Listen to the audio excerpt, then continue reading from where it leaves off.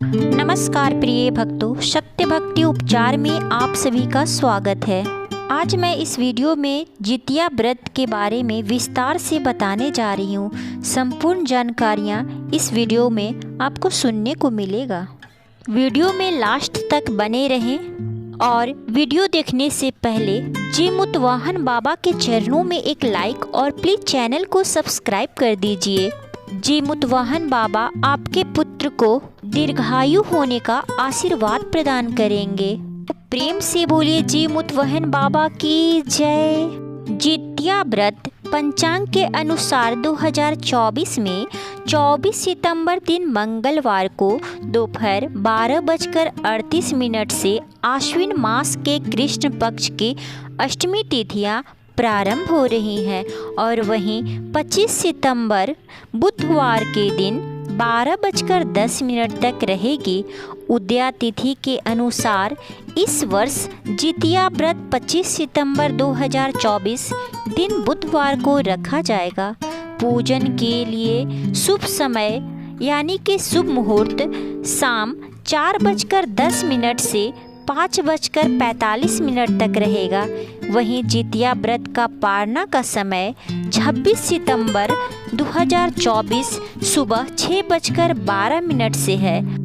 इस वर्ष जितिया व्रत पर वरदान योग बन रहा है। जितिया व्रत का ज़्यादा फल मिलेगा। माताएं अपनी संतान की लंबी उम्र, अच्छी सेहत के लिए जितिया व्रत रखती हैं। इसे जीवित पुत्रिका व्रत या ज्योतिया व्रत भी कहा जाता है। जितिया व्रत हर साल आश्विन मास के कृष्ण पक्ष के अष्टमी तिथि को ही रखा जाता है। फिर इसका पारना नौमी तिथि को करते हैं। इस दिन जी मुतवाहन बाबा की पूजा की जाती है। मिट्टी या गोबर से चिल्हो सियार की प्रतिमा बनाई जाती है और पूजा के समय उन्हें आह्वान करके पूजा की जाती है। 24 सितंबर दिन मंगलवार को नहाय खाए है। सुबह स्नान आदि से निवृत्त होकर पूजा पाठ करें और संकल्प करें कि अगले दिन पूरी विधि विधान के साथ यह व्रत करने का संकल्प लेती हूँ। नहाय खाए के दिन सात्विक भोजन का ही ग्रहण करें। मांस मदिरा का सेवन इस दिन नहीं किया जाता। झूठ न बोले, प्रभु के चरणों में अपना मन लगाएं और भजन कीर्तन करते रहें। दूसरे दिन यानी कि 25 सितंबर दिन बुधवार को निर्जला व्रत रखें। इस दिन मुंह भी नहीं धोया जाता। मुंह में एक बूंद जल भी नहीं डाला जाता। इसी को खर जितिया कहते हैं। यह व्रत छठ की तरह 3 दिनों का होता है।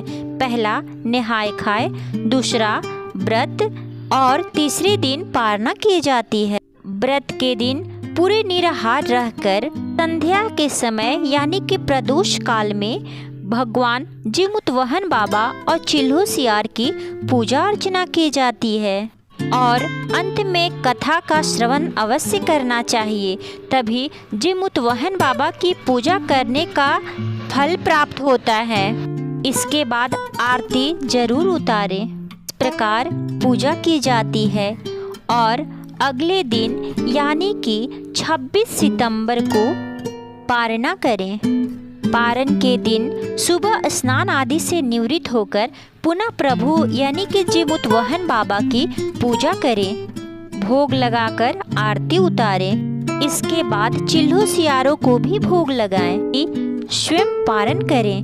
पारण करने के लिए खीरे के बीज, नौनी के साग के पत्ते, चने का बीज, नेनुआ का बीज, झींगी का बीज को एक साथ निगल लें और निगलते समय दूध और पानी का सेवन करें। पारना में कभी भी चबाकर नहीं निकला जाता। इसे बिना चबाए ही निगला जाता है। इस प्रकार पारण की जाती है। इसके बाद ही भोजन ग्रहण करें।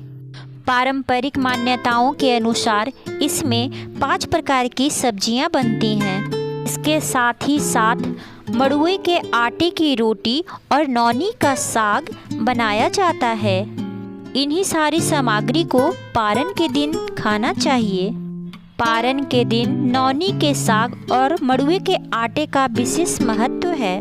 निर्जला व्रत के दिन महिलाओं को अपने पति के साथ शारीरिक संबंध नहीं बनाना चाहिए। शारीरिक संबंध बनाने से पूजा का पूर्ण फल प्राप्त नहीं होता। इसलिए किसी भी व्रत के दिन दंपति को अलग अलग ही शयन करना चाहिए।